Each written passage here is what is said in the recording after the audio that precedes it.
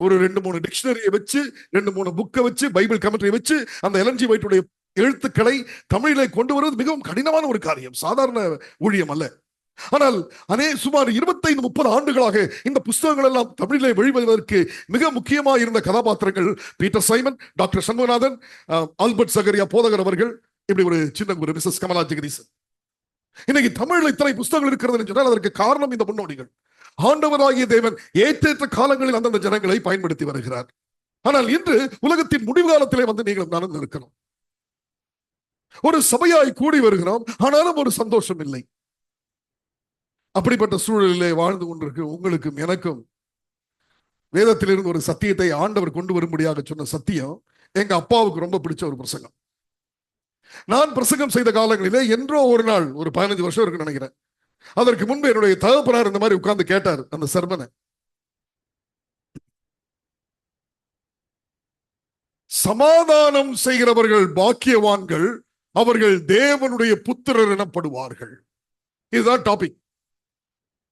இந்த பிரசங்கத்தை இந்தியாவிலும் உலகத்தின் வெவ்வேறு நாடுகளிலும் நான் செய்திருக்கிறேன். உள்ளம் தொடக்கூடிய ஒரு சப்ஜெக்ட். எங்க அப்பா இந்த சர்மனை கேட்டு வீட்டுக்கு வந்தாரு. வீட்டுக்கு வந்து நான் எங்க அப்பாவும் பேசிக்கிறோம். இந்த நாள் செய்தியிலே என்னுடைய தகப்பன் அதிகமாக வருவார். ஏன்னு சொன்னா இது ஒரு சர்மன் மாத்திரமல்ல, ஒரு சாட்சி, ஒரு வாழ்க்கை. எங்க வீட்டுக்குள்ள நுழையும் போது எங்க அப்பா ஒன்று எழுதி வச்சிருப்பார், இந்த மாதிரி: தேவன் அன்பாகவே இருக்கிறார், அன்பில்லாதவன் தேவனை அறியான் அப்படின்னு எழுதி வச்சிருப்பார். எங்க அப்பாவுக்கு தெரிஞ்சதெல்லாம் ஒண்ணுதான், அன்பு அன்பு அன்பு. எந்த காட்சிகளையும் அன்பாலேயே பார்ப்பார். நான் ஆர்கியுமெண்ட்டுக்கு போய் நின்னாலும் அன்பாக பார்ப்பார். எந்த இடத்துல போனாலும் ஒரு குரூப்பை கூட்டிடுவாரு, ஒரு பைபிள் ஸ்டடி, எப்படியாவது நம்ம சர்ச்சை எஸ்டாப்ளிஷ் பண்ணிருக்கிற ஆர்வம். வீட்டுக்கு வந்து சொன்னாரு, மகனே உன்னுடைய பிரசங்கங்கள்லாம் நிறைய நான் கேட்டேன், நீ வந்து ரொம்ப தியாலஜிக்கல் பிரசன்டேஷன் பண்ணிக்கிட்டே இருக்கிற, நம்முடைய திருச்சபையினுடைய மூல உபதேசங்களையும் டாக்டரினையும் நிறைய பிரசன்ட் பண்ற, ரொம்ப சந்தோஷம் தான். ஆனால் தேவனுடைய ஜனங்கள் பரலோக ராஜ்யத்திற்கு போவதற்கு எது தடையாக இருக்கிறதோ அதை உடைக்கும்படியாக உன்னுடைய பிரசங்கங்கள் என்று இருந்துச்சு. அதனால இந்த பிரசங்கத்தை நீ எந்த சர்ச்சுக்கு போனாலும் முதல்ல பண்ணு அப்படின்ட்டார். நான் உடனே எங்க அப்பாட்ட ஒரு உடன்படிக்கை மாதிரி, சரிங்கப்பா நீங்க ஆசைப்படுறீங்க, நான் எங்க போனாலும் இந்த பிரசங்கத்தை நான் பண்ணிடுறேன், முதல்ல பண்ணு அப்படின்னாரு. சரிங்கப்பா அப்படி. இப்ப இங்கிலாந்து போன ஃபர்ஸ்ட் சர்மன் அதுதான், துபாயில பிரசங்கம் பண்ண ஃபர்ஸ்ட் சர்மன் அதுதான், அயர்லாந்து பிரசங்கம் பண்ண ஃபர்ஸ்ட் சர்மன் அதுதான். இங்க இது ஃபர்ஸ்ட் சர்மனா அப்படின்னு கேட்டா, இன்று இது ஃபர்ஸ்ட் சர்மனா இருக்கலாம் உங்களுக்கு. என் தகப்பனுக்கு பிடித்த ஒரு பிரசங்கம். ஆனால் 2014 என்னுடைய தகப்பனார் இறந்த பொழுது இந்த பிரசங்கத்துக்குள்ள எங்க அப்பா வருவார் எனக்கு தெரியாது. ஒரு நாள் மேடையிலே நான் இந்த பிரசங்கத்தை பேசிக்கிட்டு இருக்கும் போது என்னை அறியாமலே எங்க அப்பா உள்ள வந்துட்டாரு. ஆந்திரால ஒரு கூட்டத்துல பேசிட்டு இருக்கிறேன், 5000 பேர் சொல்ல நம்புவீங்களா? நம்ம அட்வென்டிஸ்ட் கூட்டம், 8 ராத்திரி, நான் தான் ஸ்பீக்கர். பிளைஸ் மெமோரியல் காலேஜ் கேம்பஸ்ல இந்த மீட்டிங் நடக்குது. ஒரு உன்னதமான சாட்சியை தேவன் அங்கே கிருபை செய்தார். அந்த கூட்டத்தில் பேசும் பொழுது என்னை அறியாமல் இந்த சத்தியத்திலே என்னுடைய தகப்பனார் உள்ள வந்தாரு ஒரு சாட்சியாக. இன்று அந்த சாட்சியோடு உங்களுடைய வீடுகளுக்கு நீங்கள் செல்லும் பொழுது, தேவன் அன்பாகவே இருக்கிறார். God is love. என்னை அல்லாமல் நீங்கள் ஒன்றையும் செய்யக்கூடாது. பிதாவே நீர் என்னிலும் நான் உம்மிலும் இருக்குவதை போல எனக்கு தந்த இவர்களும் ஒன்றாய் இருக்கும்படியாய் நான் உம்மிடத்தில் வேண்டிக் கொள்வேன், because you are glorified. இந்த காலையில கர்த்தருடைய சன்னதியிலே வந்திருக்கிற உங்களை தேவனுடைய குணத்திற்கு அழைத்து செல்லும்படியாக நான் விரும்புகிறேன். என்னோடு கூட சற்று நேரம் பார்க்காமல் அமர்ந்து இந்த சத்தியத்தை நீங்கள் கேட்கும் பொழுது நம்முடைய ஆவிக்குரிய வாழ்க்கைக்கு இது மிக பிரயோஜனமாக இருக்கும் என்று கர்த்தருக்குள் நான் நம்புகிறேன். என் வைஃப் சொல்லுவா, இந்த பிரசங்கத்தை 100 தடவை கேட்டேன் நானு, ஆனா எங்க அப்பா சொன்ன அந்த அவருடைய ஆசையின் பிரகாரமாக ஒரு நிகழ்கால சத்தியமாக இந்த காலையில உங்களுடைய வேதத்தை என்னோடு கூட திறந்து மத்தேயு 6ஆம் அதிகாரத்திற்கு வாருங்கள். மத்தேயு 6ஆம் அதிகாரம்.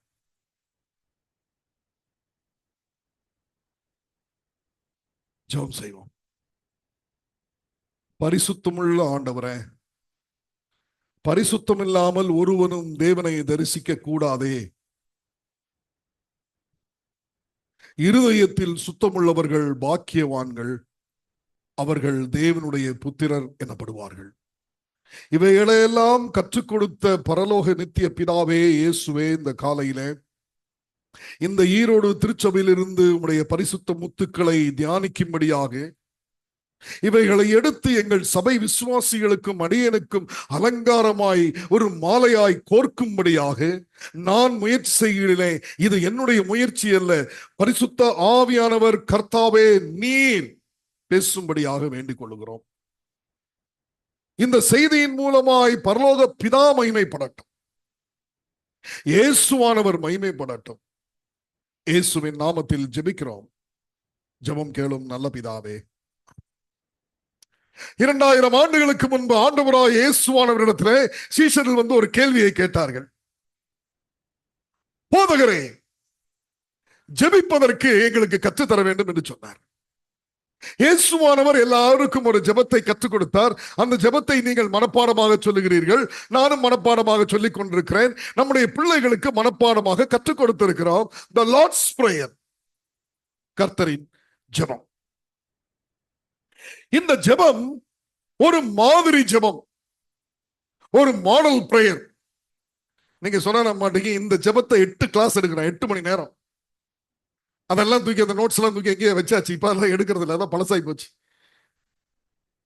Thoughts from the Mount of Blessing அப்படிங்கிற புத்தகத்திலிருந்து இந்த ஒவ்வொரு வார்த்தைக்கும் என்ன அர்த்தம் அப்படின்னு ஒரு ஸ்டடி. இவைகள் எல்லாம் 20 ஆண்டுகளுக்கு முன்பு நான் ஆயத்தம் செய்து கொண்டிருக்கும் பொழுது இந்த செய்தி எனக்கு கிடைத்தது. அந்த செய்தி மத்தேயு 6ஆம் அதிகாரம் 12ஆம் வசனம்.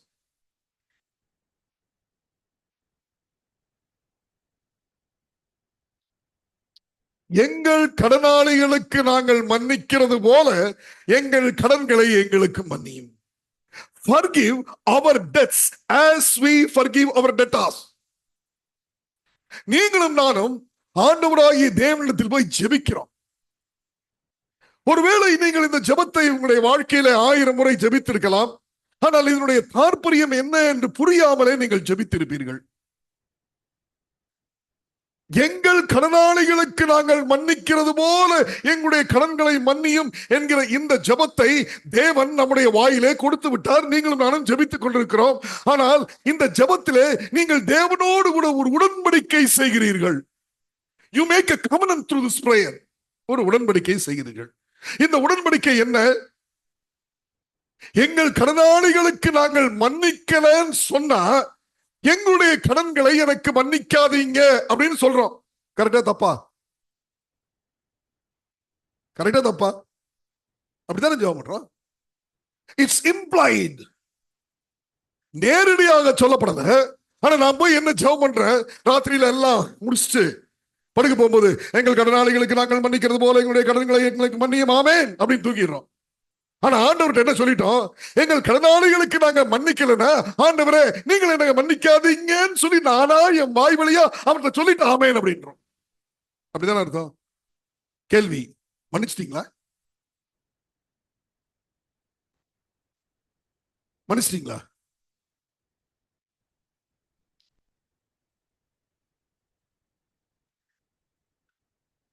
சீஷர்களுக்கு என்னுடைய அர்த்தம் புரியல. பைபிள்ல நீங்க ஓமை கதைகளை படிச்சீங்கன்னா அது ஒரு பியூட்டி. தனி கிளாஸ் நிறைய பிரசங்கம் பண்ணிருக்கேன் உங்க சர்ச்சில். எந்த ஒரு செய்தியின் ஆழமான அர்த்தத்தை சீஷர்கள் புரிந்து கொள்ளாமல் போன பொழுது தேவன் அதை எடுத்து நேரடியாக ஒரு செயல் வடிவ காட்சியாய் மாத்திரம் மாற்றவில்லை. அந்த காரியத்தை புரிந்து கொள்ளாத காரியத்தை மறுபடியும் ஒரு கதையின் மூலமாய் அவர் விளக்குவார். அப்ப இந்த சீஷர்கள் வந்து ஒரு கேள்வியை வைக்கிறாங்க. எங்கள் கடனாளிகளுக்கு நாங்கள் மன்னிக்கிறது போல எங்களுடைய கடன்களை மன்னியும். இது காசு வாங்குற கடனை பத்தி சொல்லல, தப்பிதங்களை பற்றி சொல்லுகிறது.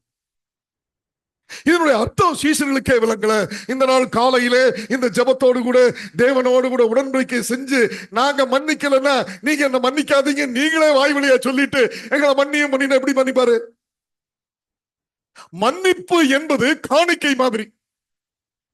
வார வாரம் நம்ம பாஸ்டர் வந்து இந்த தட்டை எடுத்துக்குவாங்க இல்ல எல்லா சர்ச்சிலையும், என்ன சொல்லுவாரு? கொடுங்கள் அப்பொழுது உங்களுக்கு கொடுக்கப்படும். கொடுக்கலன்னா கொடுக்க மாட்டாரா? ஆனா கொடுங்கள் உங்களுக்கு கொடுக்கப்படும். வானத்தின் பலகணிகளை திறந்து இடம் கொள்ளாமற் போக மட்டும், இதனால் நான் உங்களை ஆசீர்வதிக்க மாட்டேனோ என்று என்னை சோதித்து பாருங்கள் அப்படின்னு சொல்ற அதே வார்த்தைக்கு இணங்க கொடுங்கள் அப்பொழுது உங்களுக்கு கொடுக்கப்படும். மன்னிப்பை கொடுக்கும் பொழுது மன்னிப்பை பெறுவோம். மன்னிப்பை கொடுக்கவில்லை என்று சொன்னால் மன்னிப்பை பெறுவதில்லை. அப்போ கேள்வி, மன்னிப்ப நீங்க இந்த காலையில கொடுத்துட்டீங்களா? காலையில வீட்டுல இருந்து கிளம்பி வரும்போது சண்டை போடாம வந்தது எத்தனை பேர்? கிளம்பும் போது லேட் ஆகாம கிளம்பி வந்தது எத்தனை பேர்? கணவனுக்கும் மனைவிக்கும் இடையே ஆர்கியூமெண்ட் ஆகாம வந்தது எத்தனை பேர்? எத்தனை வாலிப பிள்ளைங்க அப்பா அம்மாவோட ஆர்கியூமெண்டே பண்ணாம கரெக்ட் டைம்க்கு சர்ச்சில் நீட்டா வந்து உட்கார்ந்தது எத்தனை பேர்? மனதிலே விரோத மனப்பான்மையை வைத்துக் கொண்டு வெளியே ஸ்தோத்திரம் ஐயா என்று வெளியே சிரித்து உள்ளே நடித்தது எத்தனை பேர்? மன்னிச்சிட்டீங்களா? இதனுடைய அர்த்தத்தை சீஷர்கள் புரிந்து கொள்ளவில்லை. ஏன் சொன்னா அவங்களுக்குள்ளே சண்டை, போட்டி, பொறாமை, ஒற்றுமை இல்லை. யார் பெரியவன், எங்களுக்கு என்ன இடம் கிடைக்கும்? சீஷர்கள் ஆண்டவராகிய தேவன் இதை விளக்குகிறார், சூப்பரா விளக்குறார். மத்தேயு 18ஆம் அதிகாரத்தை உங்கள் வேதாந்தை தெரியும். மத்தேயு 18ஆம் அதிகாரம் எடுத்தவர் வாசியுங்கள். 21.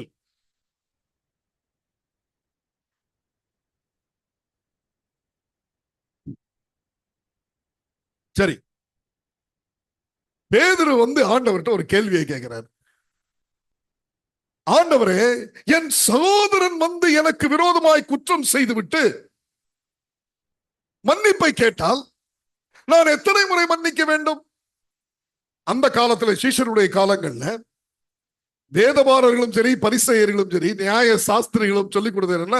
3 times, 3 தடவை மன்னிச்சா போதும் அப்படிங்கிற வழக்கம் இருந்தது சரித்திரத்தில். இப்ப பேதுரு ஒரு படி மேல போய் 3ங்கிறது 7ஆ மாத்தி பரிபூர்ண எண், அந்த 7 பெர்ஃபெக்ட் நம்பர் அப்படின்னு தீர்மானம் பண்ணி இயேசுகிட்ட வந்து கேட்கிறாரு, நான் எத்தனை தடவை மன்னிக்க வேண்டும்? 7 தரமோ என்று கேட்டான். 7 தடவை மன்னிச்சா போதுமா அப்படின்னு கேட்டான். சப்ஜெக்ட் என்ன? மன்னிப்பு. எதுக்காக இந்த சப்ஜெக்ட்?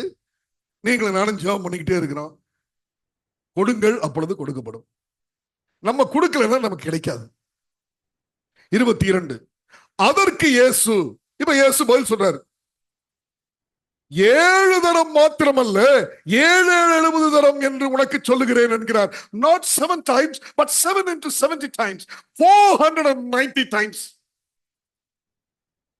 இந்த 490 அப்படின்னு ஆண்டவராக இயேசுவானவர் பேதுரு கிட்ட சொல்லிட்டாருப்பா அப்படின்னு சொன்ன உடனே ஹஸ்பண்ட் வைஃப்ல சண்டை வந்த உடனே ஹஸ்பண்ட் போய் ஒரு சுவர்ல ஒரு சாக் பீஸ் எடுத்து 1 2 489 ஆயிருச்சு, 490 வரப்போகுது, கிருபையின் காலம் முடிய போகுது, உன்னுடைய ப்ரொபேஷன் ஓவர், 490 finish அப்படின்னு சொல்றதுக்கான எண்ணிக்கை அல்ல.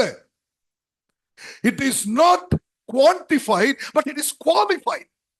அதாவது 7க்கும் 490க்கும் எவ்வளவு தூரம் இருக்கிறதோ அவ்வளவு தூரம் நீ மன்னிக்க வேண்டும் என்பதை வலியுறுத்தி பேசுகிறார் இயேசுவானவர் பேதுருவிடத்தில். இந்த காலையில நீங்க மன்னிச்சிட்டீங்களா? மன்னிப்பை வாங்கி இருக்கீங்களா? மன்னிப்பை கொடுத்துட்டீங்களா? பாஸ்டரோட சண்டைய இந்த சர்ச்சில் 2 குரூப்பா 3 குரூப்பா? ஒருத்தருக்கு ஒருத்தர் விரோத மனப்பான்மையா மனசுல? ஆனாலும் நாங்கெல்லாம் ஒன்னா இருக்கிறோம் அப்படின்னு சொல்லிட்டு இருக்கிறோமா? மன்னிச்சிட்டீங்களா? மாமியார் உங்க மருமகளை மன்னிச்சிட்டீங்களா?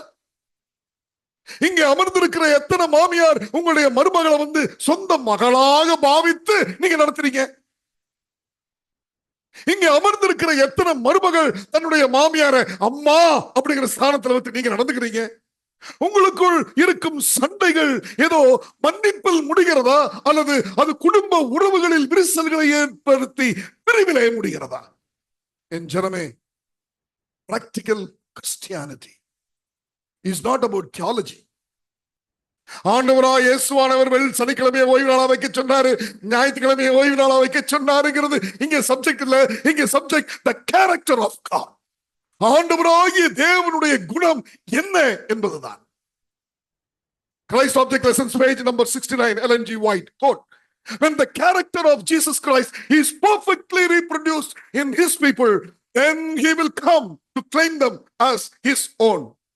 ஆண்டவராய் இயேசு கிறிஸ்துவுடைய குணம் பரிபூர்ணமாய் தேவனுடைய ஜனங்களில் எப்பொழுது காணப்படுகிறதோ அப்பொழுது தன்னோடு கூட அவர்களை சேர்த்துக் கொள்ளும்படியாய் அவர் மறுபடியும் வருவார். எப்போ வருவாரு? இந்த காலாண்டு முழுவதும் அதான படிக்கணும். பிதாவின் குணத்தை வெளிப்படுத்தவே, to declare the character of God, Jesus had come. To declare, வெளிப்படுத்தவே. இந்த காலையில இங்க உட்கார்ந்து இருக்கிற வாலிபர்கள் யாராவது ஒரு பையன், அப்பா இன்னைக்கு உங்களுக்கு பர்த்டே, நீங்க ஒன்னும் கவலைப்படாதீங்கப்பா, நான் நீங்க எந்திரிக்கிறதுக்கு முன்னாடியே உங்க பைக் எல்லாம் தண்ணி போட்டு நல்லா கழுவி சுத்தம் பண்ணி நீட்டா வச்சிருப்பேன்னு சொல்ற பையன் எனக்கு இருக்கிறீங்களா? சண்டை போட தெரிகிறது, உரிமைகளை கேட்க தெரிகிறது, எதிர்த்து பேச தெரிகிறது, என்னுடைய சித்தம்தான் நடக்க வேண்டும் என்று கொள்கைகளே பிடிவாதமாய் இருக்க தெரிகிற வாலிப ஜனமே, உனக்கு வைக்கிற கேள்வி, என்னைக்காவது உங்க அம்மாவை சீக்கிரம் தட்டி எழுப்பி, அம்மா உங்களுக்காக நான் பாத்திரம் கழுவி வச்சிருக்கிறேன் அப்படின்னு சொல்ற வாலிபர்கள் இருக்கிறீங்களா? சண்டை, கோபம், வெறி, பழிவாங்கும் உணர்வு, இவைகளை எல்லாம் உள்ளத்திலே வைத்துக் கொண்டு அடுக்கிக் கொண்டு நீங்கள் நான் சொல்ற சாபத் சாபத்.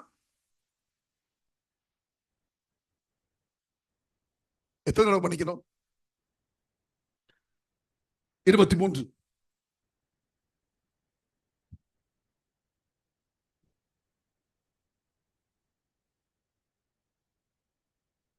இயேசுவானவர் கதைக்கு வந்துட்டார், ஒரு ஓமை கதையை சொல்றாரு.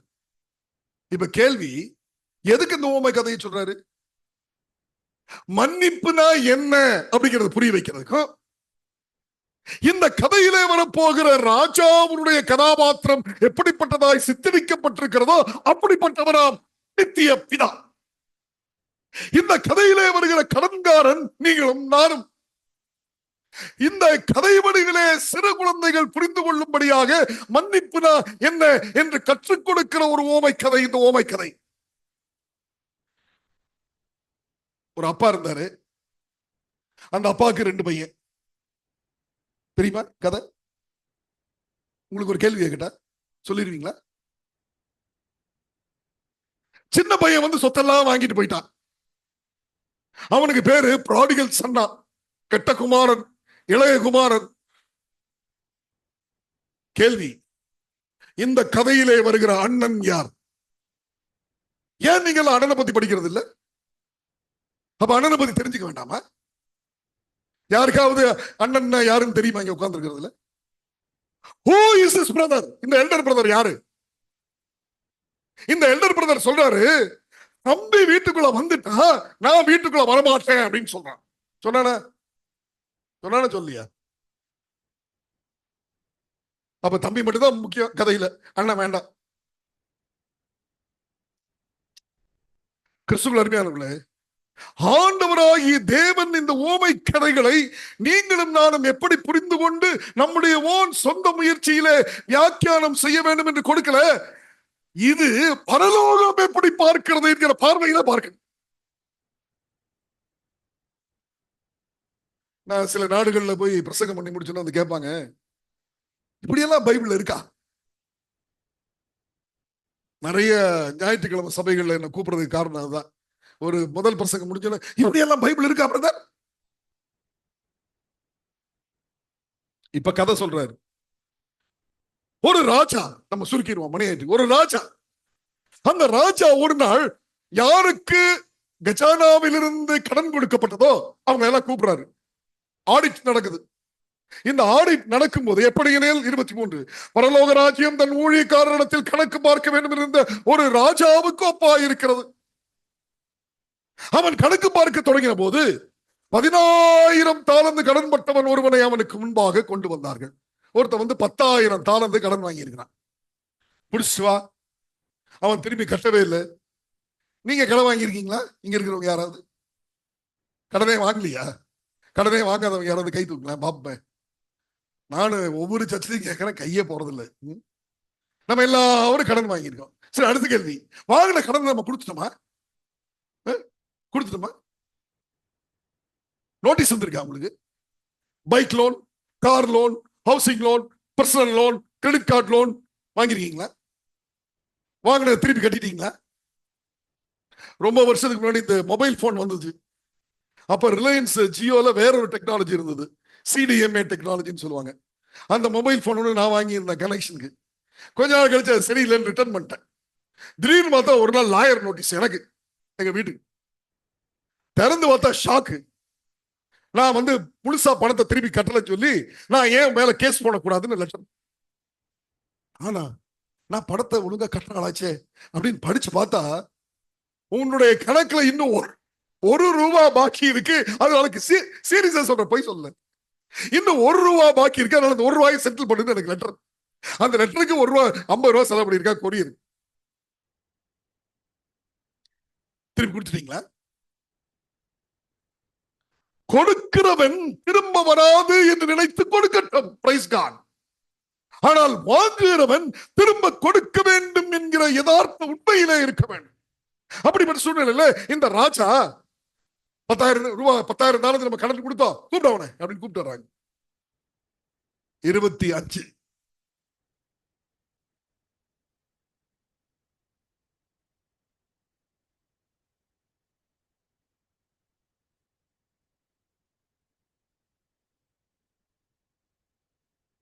அவனை கணக்க பாக்குறாங்க. கணக்க பார்த்தா திருப்பி கொடுக்கறதுக்கு அவனுக்கு வழி இல்லை. அந்த காலங்களிலே கடனை திரும்ப கொடுக்கலன்னா உடனே அவனையும் அவனுடைய குடும்பத்தையும் அடிமைகளாக்கிடுவாங்க. ஓமை கதையில கெட்டகுமாரன் திரும்ப வருவான்ல, திரும்ப வந்தானா? திரும்ப வந்தபோது அவன் காலில் என்ன இருந்தது? திரும்ப வரும்போது அவன் காலில் என்னங்க இருந்தது? ஒண்ணுமே இல்ல. கரெக்டா? போகும்போது செருப்போட போயிருப்பானா? வரும்போது செருப்பு இல்லாம வந்தான். ஏன்? அவன் செருப்போட போனா என்ன, செருப்பு இல்லாம வந்தா என்ன, கையில மோதிரம் போட்டா என்ன, கையில மோதிரம் போடாட்டி என்ன அப்படின்னு கேக்குறமா? 10,000 தாலந்தை வாங்கினவன் கடன் கொடுக்கலன்னா அந்த காலங்கள்ல குடும்பத்தை அடிமைகள் ஆக்கிடுவாங்க. அடிமைகளாக வேண்டும். அடிமைகள் செருப்பு போடக்கூடாது. அதான் கான்செப்ட். அப்ப இந்த கெட்டகுமாரன் போயிட்டு செருப்பு இல்லாம அவன் திரும்பி வரான்னு என்ன அர்த்தம்னா ஒரு அடிமைக்கு ஈக்குவல் ஆயிட்டான் அப்படின்னு அர்த்தம். அதெல்லாம் யூத கலாச்சாரத்தின்படி. சரி, அதை இன்னொரு நாள் படிப்போம். இன்னைக்கு சப்ஜெக்ட் வருவோம். இங்க வேதம் சொல்லுகிறது இந்த 10,000 தாலந்தை அவனால கொடுக்க முடியாது அப்படின்னு ஒரு ஃபீலிங், ஒரு கணக்கு பார்க்கப்படுகிறது. அந்த கணக்குல தெரியுது. நான் ஒரு காலத்துல பாஸ்டர் பிசினஸ் மேன் சொன்னாரு, நான் ஒரு காலத்துல பிசினஸ் பண்ணிட்டு இருந்தேன். ஒரு கம்பெனி வச்சு 24 பேர் வேலை செஞ்சுட்டு இருந்தாங்க. கோடி கணக்கில் பிசினஸ் பண்ணிட்டு இருந்தோம். கடன் வாங்குவோம் பாருங்க, சாதாரண கடன்லாம் இல்லை, நீங்க வாங்குற மாதிரிலாம் கிடையாது. எல்லாம் 50 லட்சம் 75 லட்சம் ஒரு கோடி கடன் வாங்கி காசை வாங்கி கம்பெனிக்குள்ள போட வேண்டியது, கம்பெனியில் எங்க போகுதுன்னே தெரியாது. பொருளை வாங்க வேண்டியது, சரக்கை வாங்க வேண்டியது, விற்க வேண்டியது, சம்பளம் கொடுக்க வேண்டியது, இதேதான் வேலை. பார்த்த ஒரு நாள் கம்பெனியை வித்துட்டேன். 8 வருஷத்துக்கு முன்னாடி கம்பெனியை வித்துட்டு வேலைக்கு வந்துட்டேன்.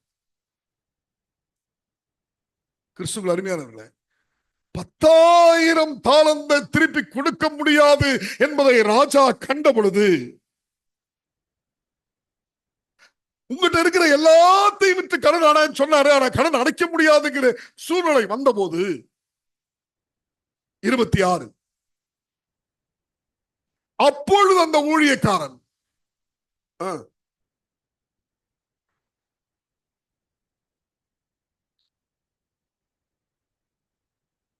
இப்ப கடன்காரங்க வந்து உங்ககிட்ட வந்து கடன் காசு திருப்பி கொடுப்பா அப்படின்னு கேட்டா நீங்க என்ன சொல்லுவீங்க?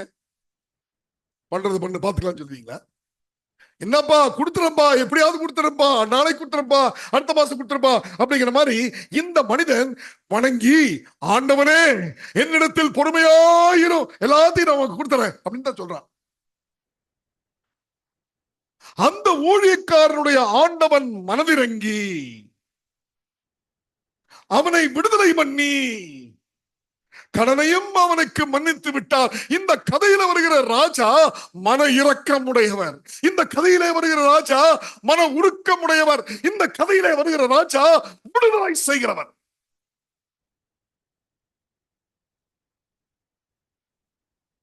ஒருத்தர் வந்து விடுதலை செய்யணும்னா மன உருக்கம் வேணும்.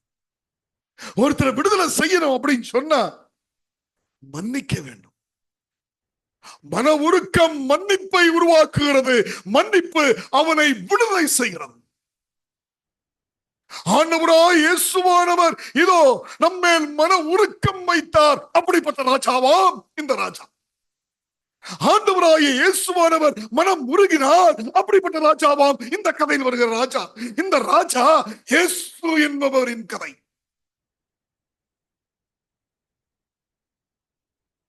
அந்த ஆண்டவராகிய இயேசு என்றும் ராஜா மனதுருகி மன்னித்த பொழுது பாவத்திலிருந்து விடுதலை வாங்கி தந்தாராம் இயேசு என்னும் ராஜா. அந்த ராஜாவின் கதை இந்த ராஜாவின் கதை.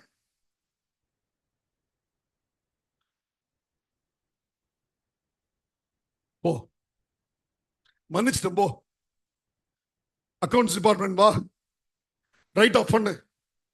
காமர்ஸ் படிச்சீங்கன்னா தெரியும், ரைட் ஆஃப். வரா கடன் அப்படின்னு ஒரு லிஸ்ட போட்டு இந்த கடனை திரும்ப வராதுப்பா அப்படின்னு தள்ளிவிட்டு,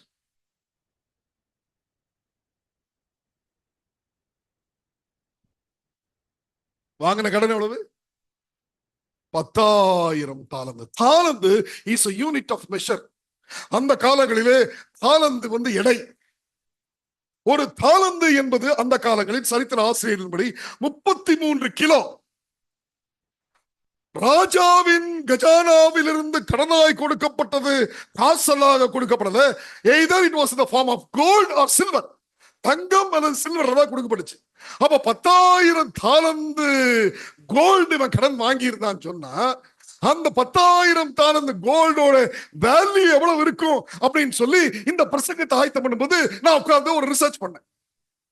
இது இருக்கும் ஒரு 15 வருஷம். அப்படி ரிசர்ச் பண்ணி பார்த்தா ஒரு நாளைக்கு $1,000 வச்சு, $1,000 இன்னைக்கு 85,000 ரூபாய். ஒரு நாளைக்கு $1,000 வச்சு 85,000 ரூபாய் வச்சு இவன் கடனை திருப்பி கொடுத்தா கூட இந்த 10,000 தாலந்துக்கான பணத்தை திருப்பி கொடுக்கிறதுக்கு 3,800 வருஷம் ஆகும்.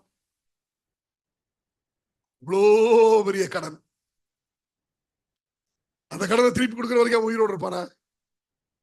பார்த்தாரு ராஜா, பரவாயில்லப்பா உன்னை மன்னிச்சு விட்டுறேன் என்று சொல்லி மனதுரகி மனமிறங்கி அவனை மன்னித்து அவனை விடுதலை செய்தான். கதை இதோடு முடிஞ்சிருந்தா பரவாயில்ல. இப்பதான் புதுசா இன்னொரு கதை ஸ்டார்ட் ஆகும். கதைக்குள் ஒரு குட்டி கதை.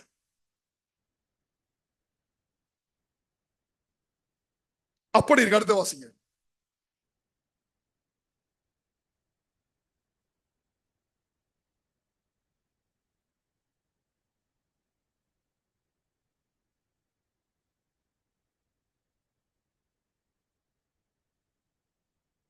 ராஜாவிடமிருந்து 10,000 தாலந்துக்கான கடனை மன்னிப்பை பெற்றுவிட்டு இவன் வெளியே வரான். மேபி அரண்மனையிலிருந்து வெளியே வரான்னு வச்சுக்கோங்க. அப்படி யோசிச்சு பாருங்க. அப்படி வெளியே வரான், சுதந்திரவாளி, இனி கடனை திருப்பி அடைக்க வேண்டாம், எல்லா கடனும் மன்னிக்கப்பட்டது, அவன் கடனே வாங்காததை போல பாவிக்கப்பட்டது.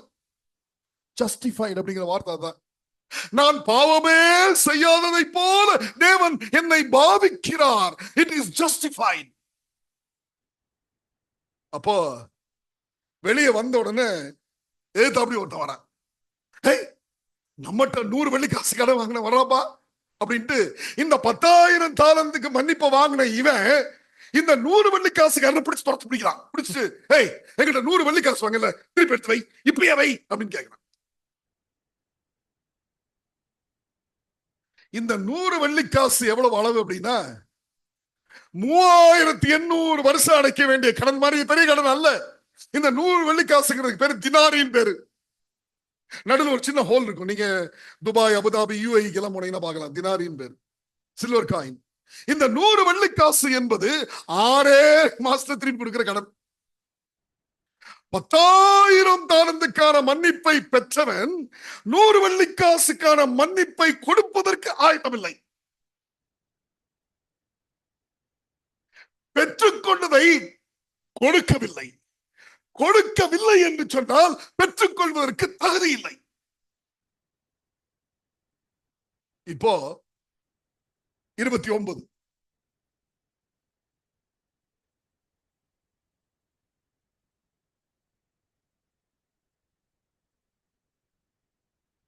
இந்த கதையினுடைய நரேஷன், அந்த போகிற ஸ்டைல் எப்படி இயேசுவானவர் எடுத்து போறார், ரொம்ப பியூட்டிஃபுல்லா எடுத்துட்டு போறார்.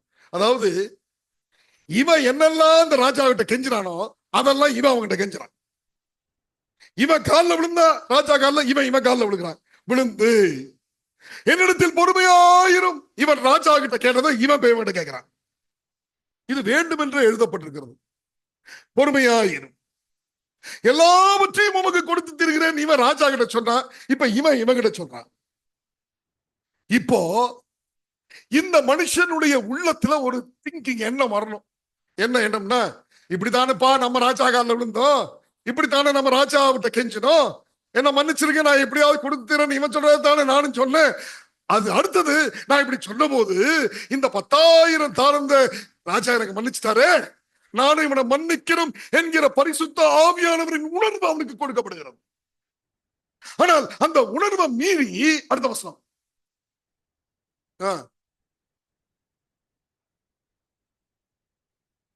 அந்த உணர்வுக்கு உள் பேச்சுக்கு அவன் கீழ்ப்படியாமல் என்ன பண்ணா, போலீஸ் ஸ்டேஷன்ல போய் கம்ப்ளைண்ட் பண்ணி புடிச்சு தூக்கி லாக்கப்ல போட்டாச்சு. விடுதலையை ராஜாவிடமிருந்து பெற்றவன் விடுதலை கொடுக்க விரும்பவில்லை. எங்கள் கடனாளிகளுக்கு நாங்கள் மன்னிக்கிறது போல எங்களுடைய கடன்களை எங்களுக்கு மன்னியும். நான் மன்னிக்கவில்லை, ஆனால் மன்னிப்பை பெற்றுக்கொண்டேன்.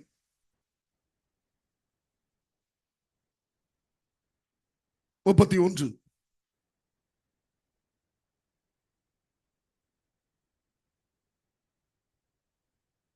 நடந்ததெல்லாம் கேள்விப்பட்ட உடனே வந்து ராஜா கிட்ட போட்டு கொடுத்துட்டாங்க. போட்டு கொடுத்துட்டு இப்ப கதையோட ட்ரெண்ட் அப்படி மாறும். நல்லா கவனிங்க.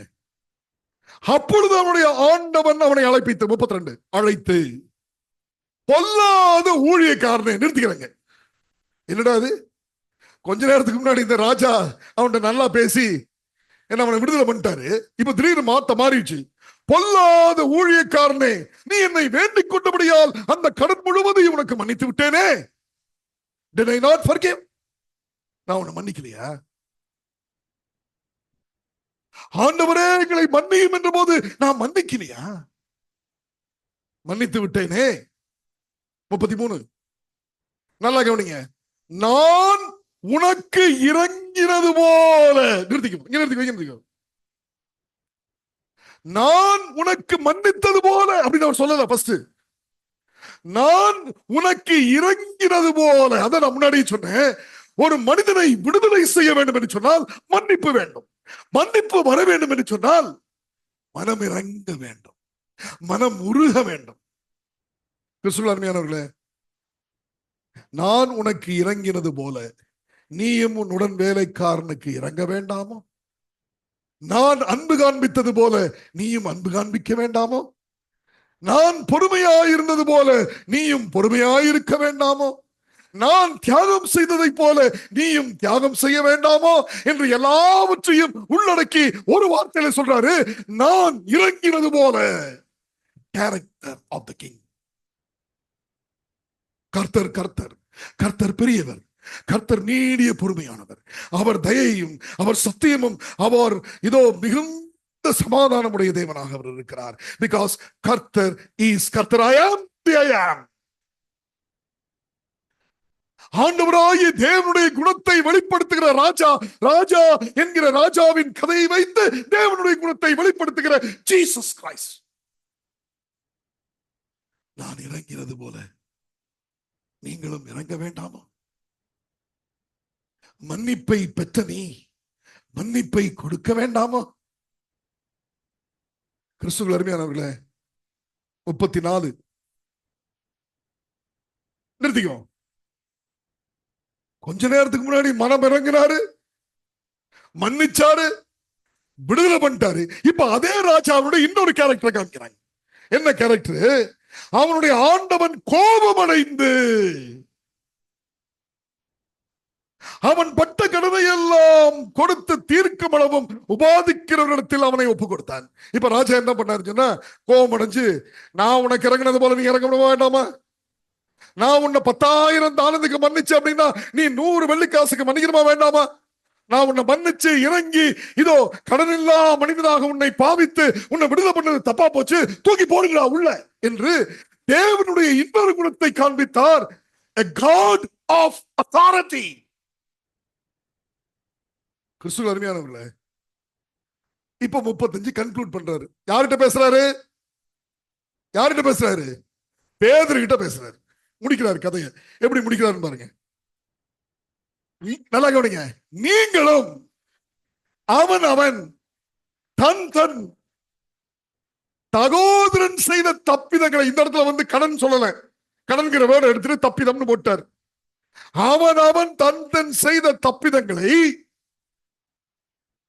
மனப்பூர்வமாய் மன்னியாமற் போனால் என் பரம பிதாவும் உங்களுக்கு இப்படியே செய்வார் அப்படின்னு சொன்னா, நீங்க மன்னிக்கலன்னா பரலோக பிதா உங்களை மன்னிப்பதில்லை. பரலோக பிதா என்ன மன்னிக்கலன்னு சொன்னா, பரலோகத்தில் இருக்கிற பாவ புஸ்தகத்தில் என் பாவம் மன்னிக்கப்பட்டது என்று எழுதப்படாமல் இருக்கிறது. பரலோகத்தில் இருக்கிற பாவ புஸ்தகத்திலே என்னுடைய பாவம் மன்னிக்கப்பட்டது என்று எழுதப்படலை சொன்னா, ஜீவ புஸ்தகத்தில் எழுதப்பட்டிருக்கிற என்னுடைய பெயர் திருக்கப்படுகிறது. அப்புறம் நான் எப்படி பரலோகத்துக்கு போறது? கொடுங்கள், அப்பொழுது உங்களுக்கு கொடுக்கப்படும். சகோதரனை மன்னிக்க முடியுமா? உங்க சகோதரியை மன்னிச்சிருவீங்களா? அண்ணன் தம்பிக்குள்ள இருக்கிற சொத்து சண்டையிலிருந்து வெளியே வந்துருவீங்களா? கணவனும் மனைவிக்கும் இருக்கிற சண்டையில வெளியே வந்துருவீங்களா? உங்க மாமியாரை நேசிச்சிருவீங்களா? சர்ச்சு பாஸ்டரோட போடுற சண்டையை வந்து வெளியே வந்துருவீங்களா? உங்களுக்குள்ள இருக்கிற விசுவாசிகளுக்குள்ள இருக்கிற சண்டையில இருந்து நீங்க வெளிவந்து இனிமேல் நாங்கெல்லாம் ஒன்று, இதோ நாங்க வந்து வாங்கணும்னா கொடுக்கணும் சொல்லி மன்னிப்பு கொடுத்துருவீங்களா?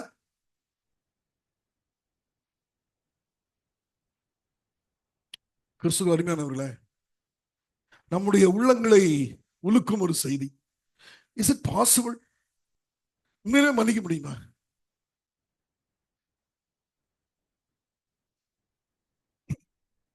நான் ஒரு கம்பெனியில 2003 இருந்து 2007 வரைக்கும் வைஸ் பிரசிடென்டா இருந்தேன். பெரிய போஸ்ட். அந்த கம்பெனியுடைய சேர்மன் வெளிநாட்டில் இருக்காரு. நான் நம்பர் 2, நம்பர் 1 இந்தியா இருக்காங்க. எங்களுக்கு கீழே அவ்வளவு மேனேஜர்ஸ் இருக்காங்க. என்னுடைய வளர்ச்சி பிடிக்காத அந்த நம்பர் 1 என் மேல நான் செய்யாத குற்றங்களை எல்லாம் சுமத்தி எனக்கு பிரஷர் கொடுத்த போது, இப்படிப்பட்ட கம்பெனியில ஒண்ணு வேலை செய்ய வேண்டிய அவசியம் இல்லைன்னு உடனே ரிசைன் பண்ணிட்டு வந்துட்டேன். பெரிய போஸ்ட். என்னுடைய மனதில் எத்தனையோ ஆண்டுகள் ஒரு காழ்ப்புணர்வு அவர் மேல. நான் ஒண்ணுமே பண்ணாத என்ன இவ்வளவு குற்றம் சுமந்து அவர் என்ன வெளியே போன்னு சொல்லல. அவர் செய்த விதத்துல எனக்கு பிடிக்காம வெளியே வந்துட்டேன். மன்னிக்க முடியுமா? சர்ச் போர்டுல நீங்க ஒருவேளை எல்லாரும் இருக்கிறீங்கன்னு சொன்னா மன்னிச்சிருவீங்களா? ஒருத்தர் அப்படி சுமூகமா போகுது அவங்க சர்ச்சு? இல்ல என்னோட சர்ச்சு, இந்தியாவில் இருக்கிற எல்லா சர்ச்சு சண்டையே இல்லையா? இந்த புதிய வருட ஆராதனை நடத்தும் பொழுது ஹாப்பி நியூ இயர் என்று ஒருவரை ஒருவர் வாழ்த்தும் போது மனதின் உள்ளத்தில் இருந்து வாழ்த்த முடியுமா? ஸ்தோத்திரம் சொல்லும் போதே மனசுக்குள்ள வந்துட்டான் பாரு காலங்காத்தால அப்படி சொல்லிட்டான ஸ்தோத்திரம் சொல்றோம். கிறிஸ்துவுக்குள் அருமையானவர்களே, ஈஸி இல்ல இந்த சப்ஜெக்ட். ஆனா இந்த சப்ஜெக்ட் வந்து ரொம்ப முக்கியம். ஏன்னு சொன்னா ஒரு ஸ்டேட்மெண்ட், நீங்க மன்னிக்கலன்னு சொன்னா என் பரமபிதாவும் மன்னிக்க மாட்டாரு. அப்படியானால் நீங்களும் நான் தொடர்ந்து ஜெபிச்சுக்கிட்டே இருக்கோம், எங்கள் கடனாளிகளுக்கு நாங்கள் மன்னிக்கிறது போல எங்களுடைய கடன்களை மன்னியும். நீங்க தான் மன்னிக்கலையே. எப்படிப்பட்ட மன்னிப்பு சொல்றாரு? அவனவன் தன் தன் சகோதரன் செய்த தப்பிதங்களை மனப்பூர்வமாய், எப்படி என்ன அர்த்தம் தெரியுமா? பர்ஃபெக்ட் ஃபர்கிவ்னஸ் இங்கிலீஷ்ல. மறுபடியும் அந்த தப்பை திரும்பி எடுத்து சொல்லாம இருக்கிறது. ஒரு வீட்டுல ஹஸ்பண்ட் ஒய்ஃப் சண்டை வந்த உடனே ஒய்ஃப் சொல்லுவாங்க, சாரிங்க சாரிங்க, ஓகே மன்னிச்சிட்டோம் போ அப்படின்வாங்க. ஒரு 4 வருஷம் கழிச்சு அதே மாதிரி ஒரு சண்டை வரும். 4 வருஷத்துக்கு முன்னாடியே நான் சொன்னேன், கேட்டியா நீ அப்படின்னு அந்த பழச எடுத்து திரும்பி குத்தி காமிக்கிற மன்னிப்பு அல்ல. இதோ என் பாவம் தாமர சிவப்பாய் இருந்தாலும் அதை பஞ்சை போல மாற்றுவேன் என்று சொல்லுகிற தேவனுடைய மன்னிப்பு. நான் பாவம் செய்திருந்தும் நான் பாவம் செய்யாதவனாய் என்னை பாவிக்கிறார் அல்லவா, ஜஸ்டிபிகேஷன். அந்த மன்னிப்பு முடியுமா?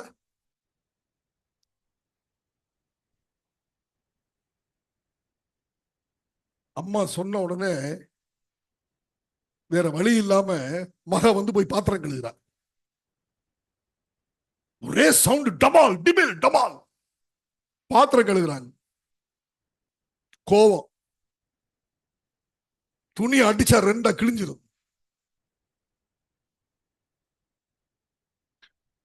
ஷட்டில் காக் விளையாடுறேன், கிரிக்கெட் பேட் விளையாடுறேன்னு எடுத்து ஓடுறான். ஞாயிற்றுக்கிழமை, டேய் வாடாங்க உட்கார்ந்து பண்றா அப்படின்னா, உனக்கு வேற வேலை இல்லை, ஞாயிற்றுக்கிழமை உட்கார்ந்து படிக்கிறதாம பையன் ஓடிடுறான்.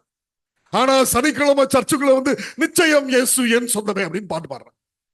இதோ உன்னுடைய ஆயுசு நாட்கள் நீடித்திருக்கும்படியாய் உன் தகப்பனையும் உன் தாயையும் கனம் பண்ணுவாயாக. கமாண்ட்மென்ட் நம்பர் 5. கனம் பண்ணிடுவோமா? கனம் பண்ணிட்டு இருக்கோமா? எத்தனை பேர் உங்க பாட்டியோட உட்கார்ந்து பேசுறீங்க? எப்படா மண்டைய போடுவா அப்படின்னு காத்துட்டு இருக்க கூட்டமா? உங்க பாட்டிக்கும் உங்க தாத்தாவுக்கும் தேவை சொத்தல்ல, சுகமல்ல, பேசுங்க. Talk to them. Spend time with them. இந்த காலையில உங்களுக்கு வைக்கிற கேள்வி, உங்க எதிரி யார்? இந்த சர்ச்சில் உங்களுக்கு எதிரி யாருங்க? Who is your enemy in this church? இந்த சர்ச்சில் உங்க எதிரி யார்? பாஸ்டரா, எல்டரா, ட்ரெஷரரா, மெம்பரா? ஸ்கூல்ல உங்க எனிமி யாரு? டீச்சரா, பிரின்சிபாலா, ஹெட் மாஸ்டரா? யாரு? வேலை செய்யற இடத்துல உங்க எனிமி யாரு? உங்க பாஸா? கடன் வாங்கி திரும்ப கொடுக்க முடியாதனால அவன் எனிமி ஆயிட்டானா? கிறிஸ்துவுக்குள் அருமையானவர்களே, வாழ்க்கையின் அடிமட்டத்தில் அஸ்திவாரத்தில் இருந்து உங்களுடைய வாழ்க்கையை எடுத்து யோசித்து பார்க்கும் பொழுது கொடுங்கள், அப்பொழுது கொடுக்கப்படும். மன்னிப்பு என்பதை நான் கொடுக்கவில்லை என்று சொன்னால் நான் பெற்றுக்கொள்ள முடியாது.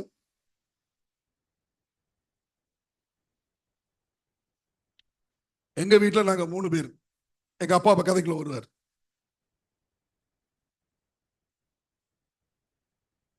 நானு, எங்க அண்ணன், என் தங்கச்சி. என் தங்கச்சிக்கு சாரா மேத்யூ நம்ம டிவிஷன்ல பெரிய போஸ்ட்ல வேலை செய்யறாங்க. எங்க அண்ணன் மோசஸ் ஐன்ஸ்டீன் சின்ன வயசுல இருந்தே எங்க 2 பேருக்கு ஒத்து வராது.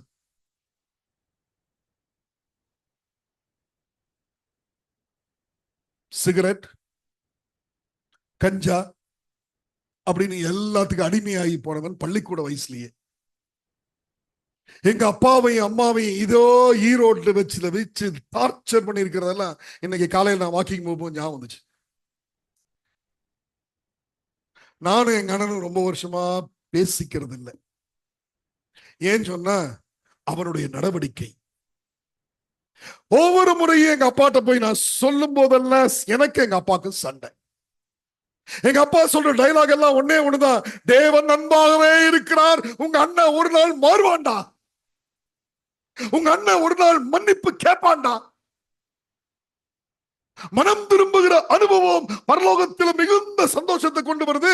நிச்சயமாய் ஒரு நாள் உங்க அண்ணன் மாறுவான். நீ வெயிட் பண்ணு, நீ அவசரப்படுற. ஒரு நாள் கட்டை எடுத்த அட்டி எங்க அண்ணனை நானு.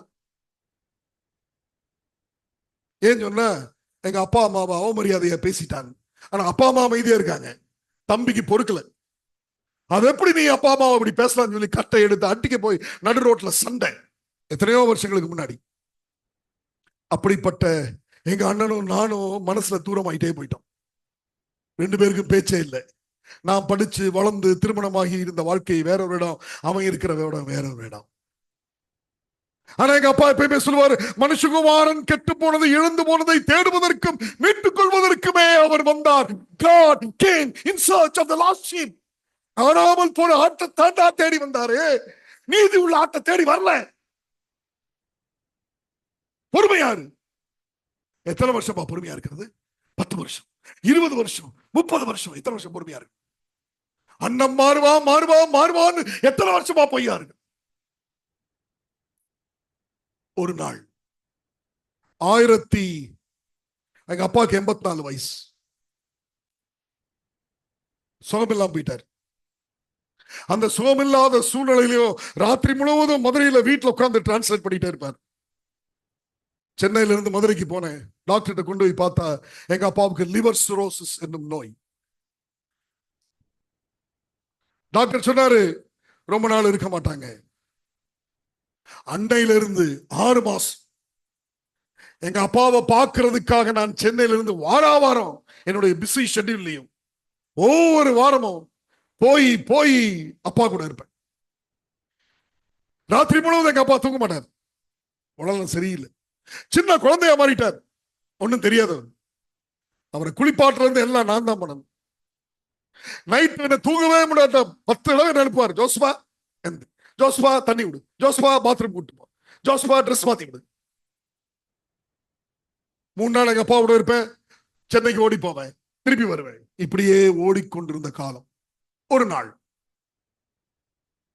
நானும் எங்க அண்ணனும் சேர்ந்து கார் எடுத்துக்கிட்டு எங்க அப்பாவுக்கு மருந்து வாங்கலாம்னு சொல்லி மதுரை டவுனுக்கு போறோம்.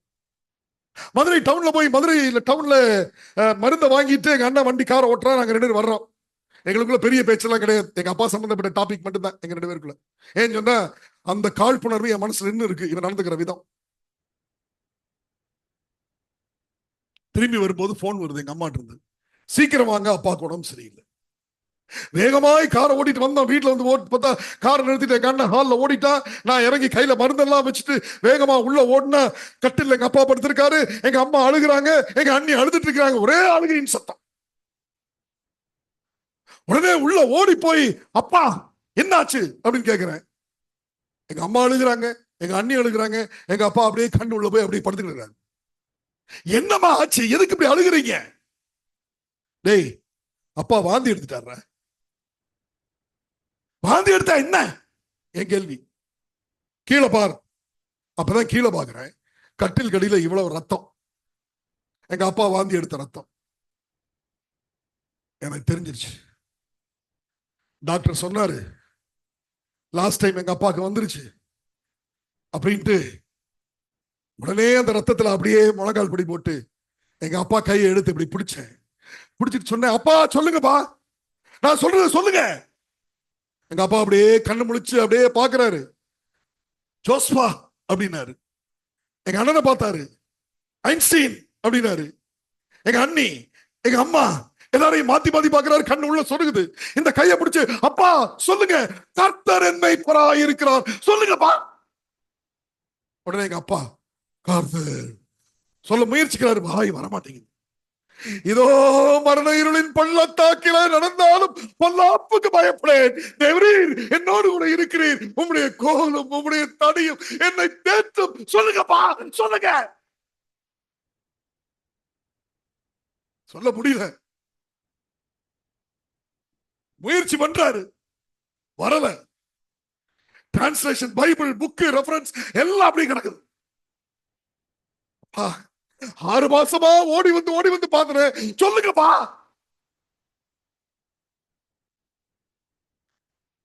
அப்படின்னு வாயை திறந்து தலையை தூக்கி அப்படியே அடிச்சாரு. 1/2 லிட்டர் ரத்தம் என் மூஞ்சில, என் முகம், என் சட்டையெல்லாம் ரத்தம். அப்பா அப்படின்னு கத்தும் போது இன்னொரு சத்தம் கேட்டுச்சு, அப்பா என்ன மன்னிச்சிருங்க. எங்க அண்ணன், டேய் 40 வருஷமா இதுக்கு தான் நான் காத்திருந்தாரு சொல்றான். அப்பா என்ன மன்னிச்சிருங்க.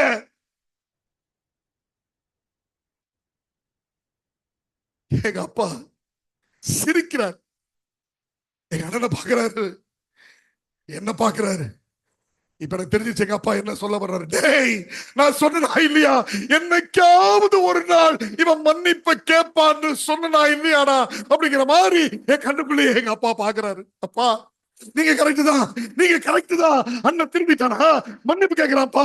எங்க அண்ணனை பார்த்தேன், எங்க அண்ணனுக்குள்ள மனசுக்குள்ள பேசுற, டேய் அறிவு கட்டவனே, இதுக்காக தான்டா இத்தனை வருஷம் காத்திருந்தாரு, கேள்றா கேள்றா. எங்க அண்ணன் அப்படியே முட்டி போட்டு கதறி அழுகிறா, அப்பா என்ன மன்னிச்சிருக்கப்பா, என்ன மன்னிச்சிரு. நீங்க மன்னிச்சிட்டீங்களா? நீங்க மன்னிக்க ரெடியா இருக்கீங்களா? ரொம்ப ஈஸியா. 60 வருஷமா எங்க அப்பா காத்துட்டு இருந்தாருங்க. 6000 வருஷமா காத்துட்டு இருக்காருங்க. ஆண்டவராய் இயேசுவானவர் பூமியிலே மனித அவதாரம் எடுத்து இந்த மன்னிக்கிற ராஜாவாக வந்து நம்முடைய பாவங்களை எல்லாம் மன்னித்து அவர் காத்து கிடக்கிறார். இதோ நீங்கள் மறுபடியும் என்னோடு கூட சேரும் வரைக்கும் இந்த திராட்சரசத்தை நான் பானம் பண்ணுவதில்லை என்கிற வாசத்தில் இருக்கிற அந்த இயேசு இன்று கேட்கிறாரு, மன்னிச்சிட்டீங்களா?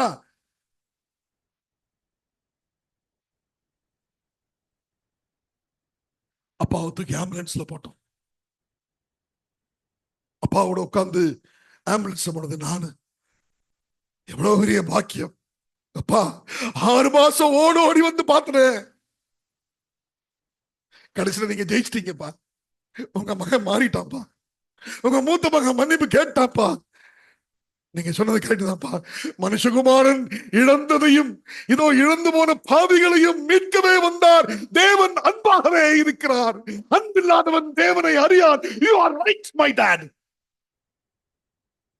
நேர ஆஸ்பத்திரிக்கு கொண்டு போனோம். எல்லாரும் என்ன வேடிக்கை பார்க்கறாங்க. என் உடம்பெல்லாம் ரத்தம். நேர எமர்ஜென்சி கொண்டு போனா அவங்க சொன்னாங்க முடியாது, நேர ஐசியூ கொண்டு போங்க. டாக்டர்ஸ் எல்லாம் தூக்கி எங்க அப்பா ஒரு ஸ்ட்ரெச்சர்ல போட்டாங்க. லிப்ட்ல போனோம், 4வது மாடி. இன்னும் ஞாபகம் இருக்கு, எங்க அப்பாவை உள்ள கொண்டு போறாங்க. ஐசியூக்குள்ள கிளாஸ் டோர், அப்படி ஆட்டோமேட்டிக் டோர் அப்படி திறக்குது. உள்ள போனாங்க. இதுமேல் நீ வரக்கூடாதுட்டாங்க. என்ன, நான் மட்டும் தான் எங்க அப்பா கிட்ட நிக்கிறேன். அப்படியே எங்க அப்பா உள்ள கொண்டு போனாங்க. இப்ப எங்க அப்பாவை பார்த்து நான் பேசுறேன். இங்கிலீஷ்ல சொன்னேன், கர்த்தருடைய நாமத்திற்கு மகிமையாய் இந்த சாட்சியை நான் உங்கள் மத்தியிலே வைக்கிறேன். அப்பா பத்தி சொன்னேன். அப்பா, நான் இங்கிலீஷ்ல பேசுறேன். Dad, this is a good hospital. They will take care of you. இதான் நான் சொன்ன வார்த்தை. இது ரொம்ப நல்ல ஆஸ்பத்திரிப்பா, உங்களை நல்லா பாத்துக்குவாங்க.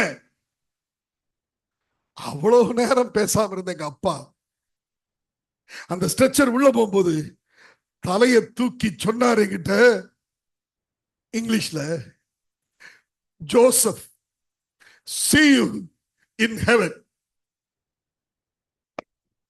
ஜோசப், உன்னை பரலோகத்துல பார்க்கிறேன். அப்பா, என்னப்பா நம்பிக்கை, என்னப்பா வாழ்க்கை இது.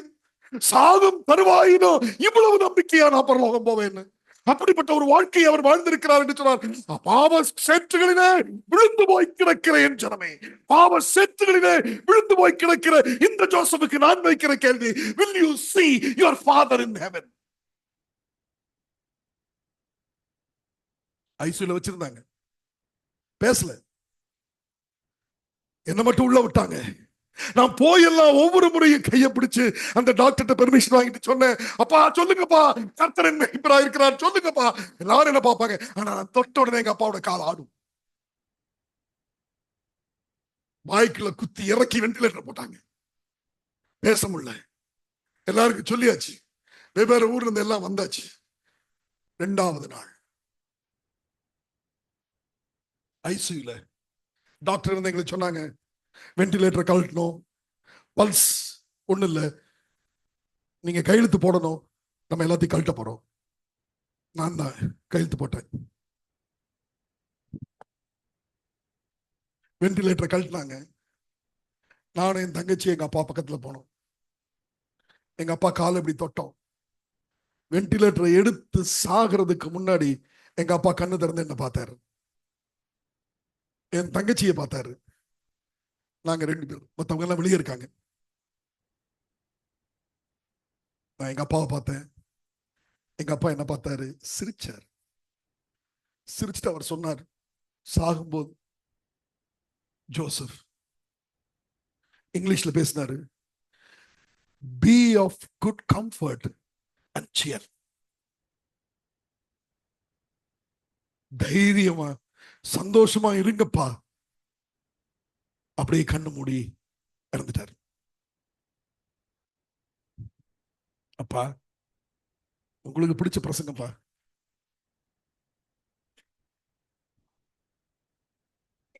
சந்தோஷமா செத்துட்டீங்கல்ல, மறுபடியும் என்ன மரலோகத்துல பாப்பேங்கிற நம்பிக்கையில செத்தீங்கல்ல, உங்க அண்ணனையும் பாப்பேன்னு நம்பிக்கையில தானே செத்துருக்கீங்க. நீங்க அவன் கேட்டான்லப்பா,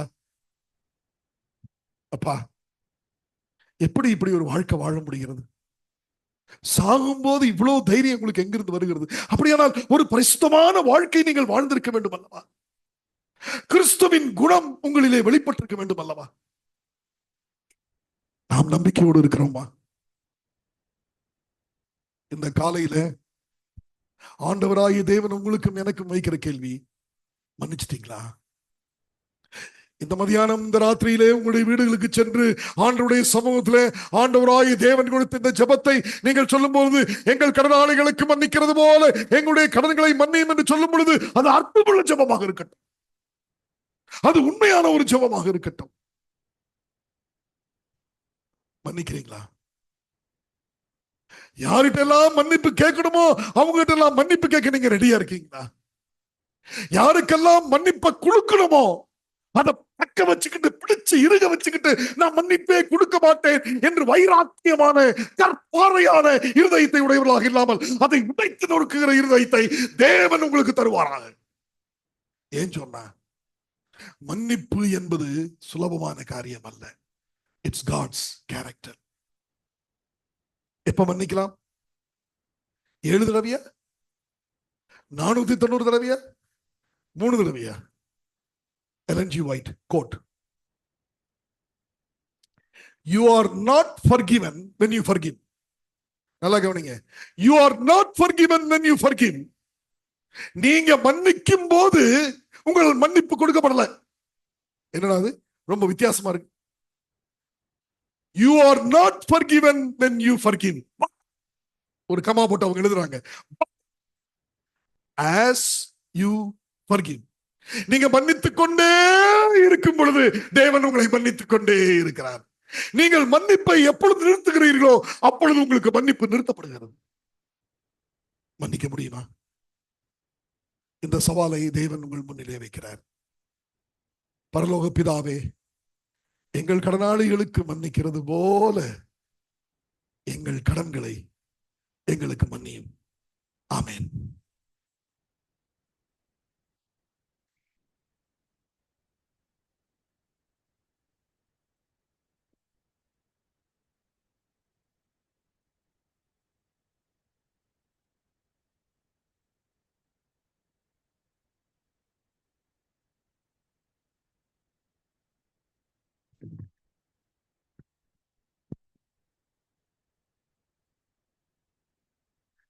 நல்ல ஒரு செய்தியை நாம் கேட்டோம். ஆண்டோடைய சமூகத்துல நாம் நம்மளுடைய பாவங்களார ஆண்டுடைய பாதத்துல நம்மளை ஒப்பு கொடுக்கும் போது நாமும் மற்றவங்களுடைய பாவங்களை நாம் மன்னிக்கிறவர்களாக, அன்பிலே பூர்ணரானவர்களாக தேவனுக்குள்ளாக நாம் கடப்போம். தேவன் இந்த நல்ல வெல்லும் இந்த செய்தியை தருவதற்கு எடுத்து உபயோகித்த பாத்திரத்தையும் தேவன் தொடர்ந்து ஆசீர்வதிப்பாராக. இந்த நல்ல வேலையில நாம் கேட்ட சத்தியத்துக்கு என்னங்க 274 பாடலே நாம் யாரும் மேலுமிருந்து நாம் பாடுவோம். இயேசுவின் அன்பில் மூழ்கவும் நேசத்தின் ஆழம் பார்க்கும் இன்னும் தீரா வாஞ்சியை என்னில் உண்டாக்குறது. 272 பாடம்.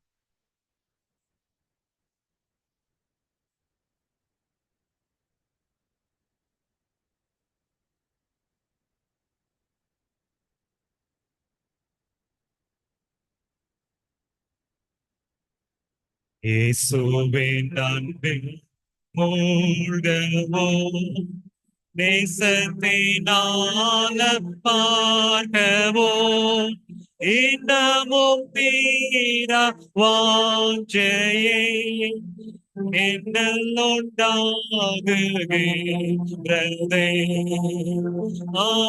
ஆட்கொண்டவர் நேசம், ஈற்றின நேசம், இன்னும் மேலும் வாஞ்சிப்பேன்,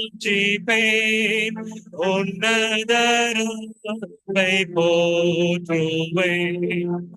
இயேசுவின் சொல்லும் சேதமோ ஆசையுள்ளோ நான் செய்யவோ, தேவதாசை நம்புவேன், ஆவியின் பேரம் சாரும்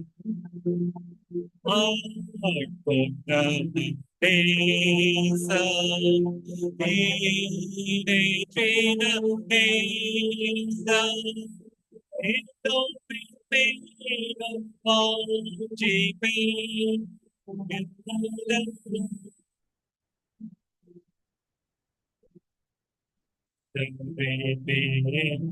சர்வமோ வேதங்கள் கேட்டு வேதமோ ஆத்தும நன்மை நாடுவேன், நீதியின் பாதை செல்வேன்.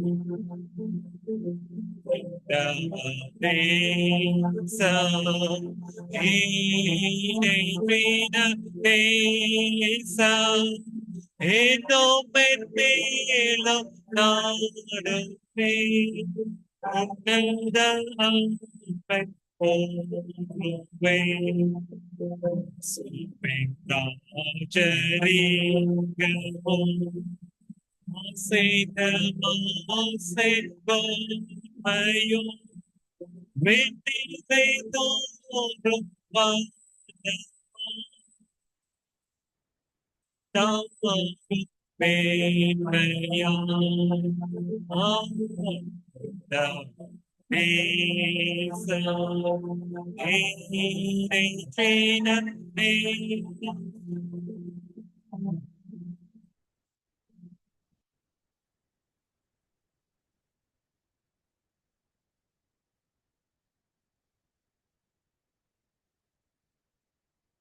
உன்னதமான தேவனுடைய அன்பை போற்றும்படியாக அழைத்திருக்கிற தேவனுக்கு நாம் ஒப்பு கொடுக்கும்படியாய் நாம் யாவரும் முழங்கால் படியிட்டு ஜெபிப்போம். கர்த்தருடைய சன்னிதானத்திலே உங்களுடைய உள்ளங்களின் ஆழங்களில் இருந்து, ஆண்டவரே இந்த மன்னிக்கும் குணத்தை எனக்கு தாரும் என்று கேட்போமா? மன்னிப்பை பெறுவதற்கும் மன்னிப்பை கொடுப்பதற்கும் கர்த்தாவே சதையான இருதயத்தை எங்களுக்கு தந்தருளும் என்று கேட்போமா? பரலோக ராஜ்யத்திற்கு செல்வதற்கு இந்த ஒரு தேவ குணம் நம்மிடத்தில் இல்லை என்று சொன்னால், ஆண்டவரே இந்த குணத்தை எங்களுக்கு தரும்படியாய் இந்த வேளையிலே நாங்கள் கெஞ்சுகிறோம், கதறுகிறோம் என்று யாக்கோபு கெஞ்சி கதறினது போல நாம் கெஞ்சுவோமா, கதறுவோமா? தேவன் நம்முடைய ஜெபத்தை கேட்பாராக.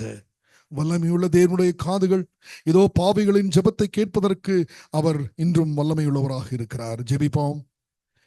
பரலோக நித்திய பிதாவே, இதோ இந்த பரிசுத்தமான ஓய்வு நாளிலே பாவிகளாகிய நாங்கள் வந்து உம்மை மகிமைப்படுத்த காத்திருந்த இந்த வேளையில் நீர் எங்களோடு கூட பேசின உம்முடைய மெல்லிய சத்தத்திற்காக உம்மை துதித்து உம்மை ஸ்தோத்திரிக்கிறோம். உன்னிடத்திலே இன்னும் ஒரு குறை உண்டு என்று எங்களுக்கு இந்த நாளிலே நீர் கற்றுக் கொடுத்த இந்த பாவ மன்னிப்பின் குணத்திற்காக நாங்கள் உம்மை ஸ்தோத்திரிக்கிறோம். கர்த்தாவே, நீர் எங்களுக்கு மன்னிப்பை கொடுப்பதற்கு சித்தமுள்ளவராய் இருக்கிறீர். நாங்கள் மன்னிப்பு கொடுக்கும்படியாக வாழ்வோம் என்றால், அப்படிப்பட்ட ஒரு நல்ல சித்தாந்தத்தை இந்த நாளிலே எங்களுக்கு கற்றுக் கொடுத்து உம்முடைய சமூகத்திற்கு முன்பாய் நாங்கள் வரும்பொழுது இந்த கதையிலே வருகிற ராஜாவின் குணமுடைய தேவனாக இருக்கிறபடியால் 10,000 தாலந்து அல்ல, உம்முடைய குமாரனாய் இருக்கிற கிறிஸ்துவின் ஜீவனையே பலி கொடுத்து எங்களுடைய பாவத்தின் கடன்களிலிருந்து மீட்டு கொண்ட உன்னதமான அந்த தேவனுக்கு நாங்கள் துதிகளையும் ஸ்தோத்திரங்களையும் ஏறெடுத்து நாங்கள் என்னத்தை செய்யக்கூடும் என்கிற கேள்வியோடு உம்முடைய சமூகத்தில் வருகிறோம். எங்களுடைய அக்கிரமங்களையும் பாவங்களையும் தயவாய் எங்களுக்கு மன்னித்தரலும். எங்களுடைய மீறுதல்களையும் எங்களுடைய துணிகரமான பாவங்களையும் எங்களுடைய வாழ்க்கையிலே மன்னித்தரலும். கர்த்தாவே, கடலின் ஆழங்களிலே போட்டு விட்டேன் என்று வாக்குத்தத்தம் செய்தவரே, உங்களுடைய அக்கிரமங்களையும் பாவங்களையும் நான் நினையாமல் இருப்பேன் என்று சொன்ன தெய்வமே, எங்களை மன்னித்தரலும். அதே குணத்தை எங்களுக்கு தாருமே சுவாமி. இந்த வேளையிலே முழங்கால் படிட்டு இருக்கிற ஒவ்வொரு விசுவாச பிள்ளைகளையும் உங்களுடைய கரங்களுக்குள்ளாய் வண்டுக்கணும். மனதிலே ஏற்பட்டிருக்கிற போராட்டம், மன்னிக்க முடியவில்லையே என்கிற வைராக்கியம், மன்னிக்க முடிவதற்கு முயற்சி செய்தும் தோற்று போனோமே என்கிற கேள்விகளோடு நிற்கிறவர்கள், மன்னிப்பை கொடுக்க முடியவில்லையே என்று போராடுகிற கூட்டம், மன்னிப்பை பெற்றுக்கொள்ள முடியவில்லையே என்று கோபத்தோடு தூரமாயிருக்கிற கூட்டம், எல்லாவற்றையும் கர்த்தாவே நீர் பார்க்கிறேன். எங்கள் எல்லாவருக்கும் இந்த மன்னிப்பு என்னும் குணத்தை தேவ குணமாக இந்த வேளையிலே உம்முடைய வல்லமையினால் எங்களுக்கு தரும்படியாய் நாங்கள் ஒரு சபையாய் கெஞ்சி மன்றாடுகிறோம். கர்த்தாவே, இந்த ஒரு குணம் எங்களுடைய பரலோக ராஜ்யத்தின் பிரயாணத்திற்கு தடையா இருக்கும் என்று சொன்னால் கர்த்தர் அந்த குணத்தை எங்களுக்கு தாரும். அந்த குணம் இல்லாத ஜனங்கள் எல்லாவற்றிலும் நீர் பேசும் அப்பா. எங்களுடைய வீடுகளுக்கு சென்ற ஆண்டவரே, நாங்கள் அவர்களை அழைத்து மன்னிப்பு கோரவும் மன்னிப்பை கொடுக்கவும் எங்களுக்கு கற்றுத்தாரும். தாழ்மையுள்ளவர்களாய், எளிமையுள்ளவர்களாய், நாங்கள் மற்றவர்களை காட்டிலும் சிறந்தவர்கள் அல்ல என்பதை மறுபடியும் நாங்கள் உணர்ந்து உம்முடைய சமூகத்திற்கு முன்பாய், இதோ இளஞ்சி வைட்டமையார் சொல்லுவதை போல, the closer you go to Jesus, the more unworthy you feel. ஆண்டவராய் இயேசுவின் அருகாமையிலே செல்ல செல்ல நாம் அருகதையற்றவர்கள் என்பதை உணர்ந்து கொள்ளும்படியாய் கர்த்தர் உம்முடைய பரிசுத்தமான குணத்தை எங்களுக்கு தரும்படியாய் வேண்டிக் கொள்ளுகிறோம். கர்த்தருடைய பிள்ளைகளுடைய ஒவ்வொரு தேவைகளையும் உமக்கு முன்பாக வைத்திருக்கிறோம். நீர் அறிந்திருக்கிறீர் சுவாமி. இந்த தேவ குணத்தோடு நாங்கள் புது வாழ்க்கை வாழ வேண்டும் என்று விரும்புகிறோம். எங்களுக்கு உதவி செய்வீராக. அடியனுடைய தகப்பனாருடைய வாழ்க்கைக்காய், அவருடைய சாட்சிக்காய் நாங்கள் நன்றி செலுத்துகிறோம். நாங்கள் எல்லாவரும் ஒன்றாய் சேர்ந்து இந்த வேளையில உம்முடைய சமூகத்தில் எங்களை மன்னித்து கொடுக்கும் குணத்தை எங்களுக்கு தரும்படி அன்பின் ஆண்டவராய் இயேசுவின் நாமத்தில் கெஞ்சி ஜெபிக்கிறோம். எங்கள் ஜெபம் கேளும் நல்ல பிதாவே, ஆமேன். என் ஆத்மாவே கர்த்தரை உடவுளமே பரிசுநாமத்தை ஸ்தோத்ரி. என் ஆத்மாவே கர்த்தரை ஸ்தோத்ரி. அவர் செய்த சகல பலம் வருவதே. ஆமென். வலுவாதபடி உங்களை காக்கிற கர்த்தராகிய இயேசு கிறிஸ்துவினுடைய கிருபையும் பிதாவாகிய தேவனுடைய அன்பும் பரிசுத்தேவாவினுடைய வழிநடத்தலும் சிநேகமும் கேட்ட சத்தியத்துக்கு இணங்க இன்றும் என்றும் சதாக்களும் உங்களோடு கூட இருந்து வழிநடத்துற தேவனுடைய கிருபைகள் என்னாலும் போதுமானவையாக உங்களோடு இருப்பதாக. ஆமென்.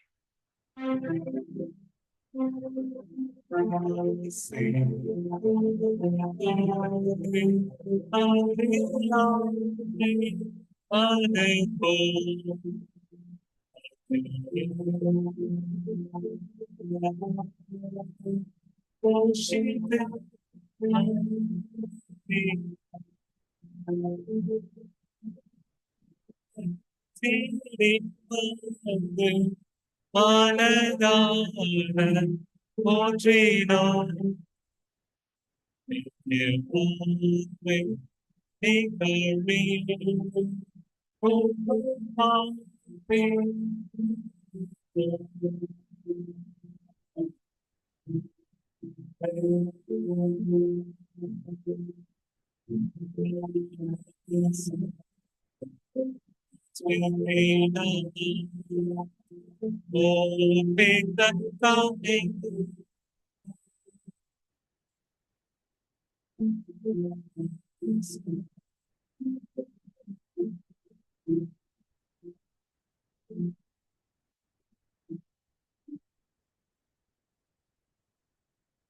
We believe that time is here when the nations fall anew shall awake and shout and sing, hallelujah, Christ is King.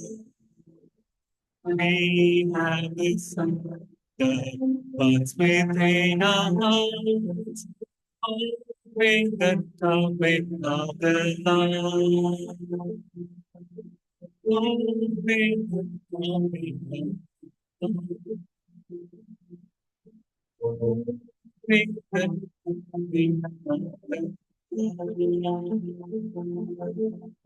Lord.